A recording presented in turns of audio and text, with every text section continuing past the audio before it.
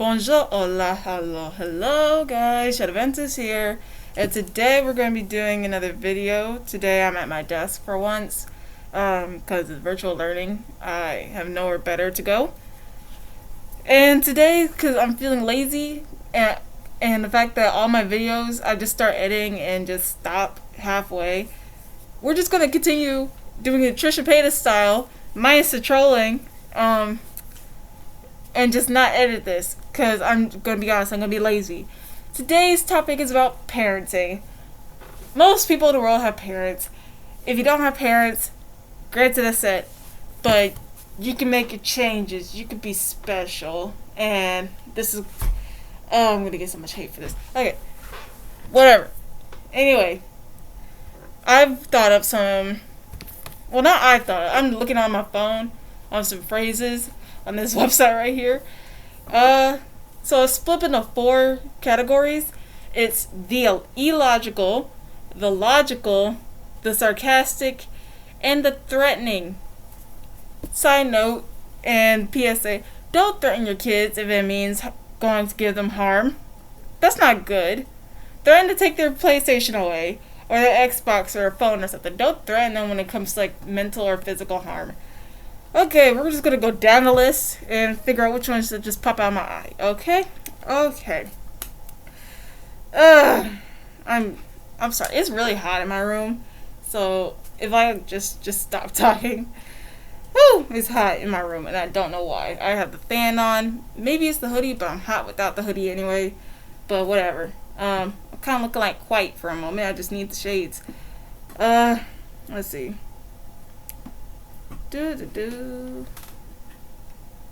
Children are to be seen, not heard. Okay, here we go. So, children are to be seen, not heard. One, I'm just gonna blame the obvious. What if your child's gifted at singing, and like they're never gonna be heard? You're giving your child a missed opportunity right there, and it's really bad. You're just teaching your child to just shut up and not give them not be outspoken about certain topics that you may or may not disagree with, and that's really bad for your children. But to be seen, not heard, if we're going like that, just like, I can't see how this would be good in any way, because like I said, you just teach your child to just shut up. Yeah, it's just, I did this thing like 3 times, but like I did this whole video like 3 times, and you'd think I learned by now what I wanted to say, but no I don't, because that was a week ago and I have terrible memory. But to be seen, you just, like I said, you just give your child wasted opportunities on stuff that they could do if they're just outspoken about something. The real world, you're going to need to be able to speak, whether it's in a non-verbal way or in a verbal way. You're going to have to learn how to speak. So if you don't do anything and you're just there, that's basically what being seen is. You're just being there, and so they're just gonna look at you, or you're just like part of the crowd, or you're just one in 7 billion, and you're just part of that 7 billion. So it's really not that special, but every person's special in their own way. Just to get that clear. Okay, next one. Because I said so, that's why. That is illogical reasoning right there. Like, that's a classic parent statement. Because I said so. Really, it's just a bad statement, because once again, you're just teaching your child to just go with authority just because they're authority. And you can tell right now, going on in the world outside right now, it's 2020, authority, or a good portion of authority is not to be followed. Or not a good portion, like, just not all authority should be followed, because it's not good, and frankly they don't know what they're talking about. But jeez, I don't understand it. Like, this should be an illogical. This is the illogical statement. Like, these should be illogical. Now, next one is the logical ones. So As long as you're under my roof, you live by my rules. Once again, you just teach your child to just obey the rules no matter what. So you could just compare living in your house to living in the country that you're living in right now. You live by my rules because you live here, and you have to do as I say without question, no matter how stupid they are. You live in this country, you have to live by these laws, no matter how stupid they are and ridiculous. So basically, you can, instead of just outright saying it, you can teach your child how to debate. This is my second year in debate. I learned a few things. Most of the stuff I already knew, because I just love to find loopholes in arguments. But, whatever. It's, don't teach, you're teaching your kids, you want to teach your kids how to debate and how to have a proper argument without starting a whole tangent and starting a whole, argument over something. So at home, you can have a nice debate or a nice conversation about certain topics. Not all arguments, because some parents, they actually know what they're doing.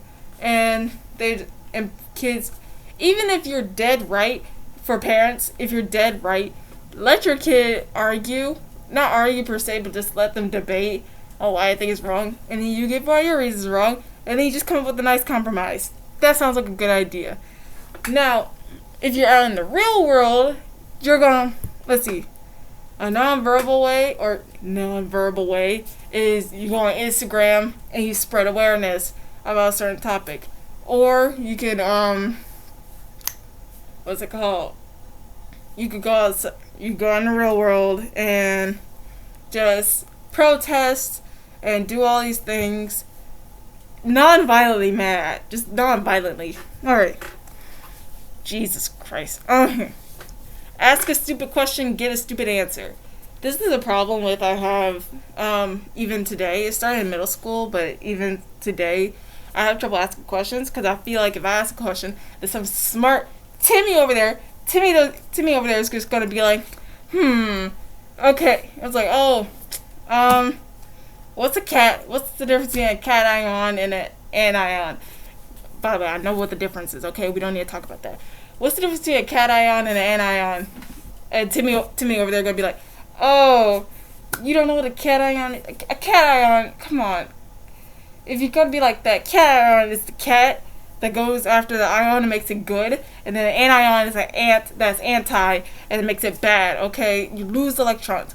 Come on. Okay. But you just teach your child to just, not ask, you're teaching your child to be afraid, or not be afraid, but, just be weary of asking questions, because they're afraid of getting a smart response. And when you get a smart response, it's not good.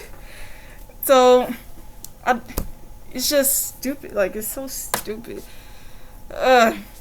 Whatever. The sarcastic.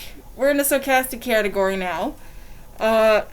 If your friends jumped off a bridge, would you? See, the statement for this, it's the only reason I can vouch for this question is if the child is doing something bad, like drinking or smoking, because their friends are doing it, and because their friends, it's peer pressure. So I can get where they come from, but the only times I see this stupid statement is if something is stupid, like Billy over there throwing paper balls everywhere. So it's oh, I might as well do it too. And then you get in trouble. It's but Billy did it. It's if Billy jumped off a roof, if Billy jumped off a cliff, would you do it? It's no, because there's a difference between throwing a paper ball and risking your life to just die.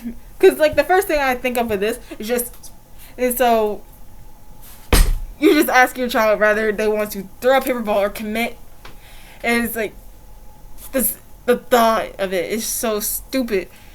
But like I said, the only way I could vouch for this statement if it's something serious like drinking or smoking or doing drugs or doing anything dangerous, that just because your friends are doing it. And it's so stupid. Alright, this statement. I never heard this statement that much, like, lately. I maybe heard it, like, once or twice growing up. It was mostly from substitute teachers, not the teachers itself, not from my parents, but from substitute teachers. Why would that? And so, someone better be bleeding. Like, you're letting these kids know to just not disturb you and just not to ask you for anything. Like, they don't know the difference between what's an emergency and what's a problem that can easily be fixed. That's why they ask you, because you're the adult. And you're like, oh, someone better be bleeding. Oh, they're not bleeding, but like, they could be having a seizure for all you know. They're not bleeding. They're having a freaking seizure. Oh, but Timmy's shaking. Timmy's shaking a lot and twitching and just, I don't know. But then, like, it's like, oh, but he's not bleeding? Oh, why'd you call me? Like, I don't understand. Bro, just shush. Just shush. Okay. This is so stupid. Alright, the last section, like I said earlier, is threatening. And just disclaimer, I am not an expert in parenting. I should have done this at the beginning, but I'm not an expert in parenting. I am in high school, and I don't need, it's so stupid. Like, don't threaten your kids. What I'm applying to this is just common sense and reasoning, which everybody should do, but apparently common sense ain't so common as what they like to say now. But don't threaten your kids if it means your kids is gonna be in physical or mental harm. Because sure, you may not physically beat your kid, but if you say some mess up to them, then it's just gonna be like one day, either physically or mentally, your kid's gonna be in the head, and it's gonna be because of you and what your actions did. Because your child is looking up to you as an example most of the time. Because if you do something bad, as soon as they grow up, they're gonna realize, this ain't normal. So it's so stupid. Like, whatever. Don't threaten your kids with means harm. Threaten to take away their PlayStation or just gadget, or threaten to take let's call it not free time per se, but just the one day that they want to hang out with their friends. Just don't do it. Oh my god, I'm giving my parents ideas. Let's see. When you have kids, I hope they're just like you. One, you're assuming your child wants to have kids, which is just bad. Don't pressure your child to have kids, okay? Most people don't want to have kids. I personally don't want to have kids, but we'll just see what fate has in the future for me. But, yeah. One, you're pressuring your kids to have other kids, aka grandchildren. And two, you're wishing bad luck on your child.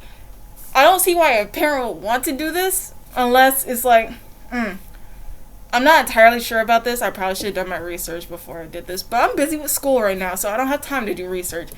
So, I believe when people have children, especially like when they have a bunch of children, they get money when they retire as like compensation. I forgot the meaning of the word, but like compensation. And it's like, it's really stupid. Like, it's not stupid because like you're getting some money back for spending over $1 million getting them to age 18. And so, yeah, don't threaten it. Like, you're wishing bad luck on your child. I don't know why your parent wants to just, unless they're purposely using you just to get money when they're retired. That's such a waste of money just to get a few $100 when you retire. Because I don't even think you get that much when you have kids. I think it's like $700 maybe. I don't know. I may be completely off. But whatever. Stop crying or I'll give you something to cry about. This is just hinting. This is not even hinting. This is straight like telling you. It is heavily implying that you're telling your kid to just shut up and stop crying before you hit them or before you say something mentally abusive to them. Once again, do not threaten your kid if it means causing them physical or mental harm. Because one day they're going to be up in the head and it's going to be because of you if you do something bad. And I'm getting, oh my god, this mask. And so, it's like, you're just fearing your kid to just not cry. And I've been told a lot by my friends. It's important to cry. Don't overly cry, but it's important to cry every once in a while. If you're telling your kids to just shut up and just don't cry before I do something to make you actually have something to cry about, you're teaching your kid the fear of crying. Like, that's legit what you're doing, and it's not healthy. I can say that it's not healthy. Okay. Before I go on a whole freaking rant, because now I'm at like 15 and a half minutes. So, yeah. Jesus Christ. Okay. Yeah, I'm done with this video. Yeah. I decided to think of a new intro, because it's basically the generic, yo, what up, guys? Enter username, channel here. But yeah, I need a new video intro, and this is sort of my new outro, me just rambling on till I say this. Be Adventist, be outspoken, speak out, I don't know, break, I messed that up so bad. Be Adventist, be unique, be outspoken, and stand up when you need to. Peace out.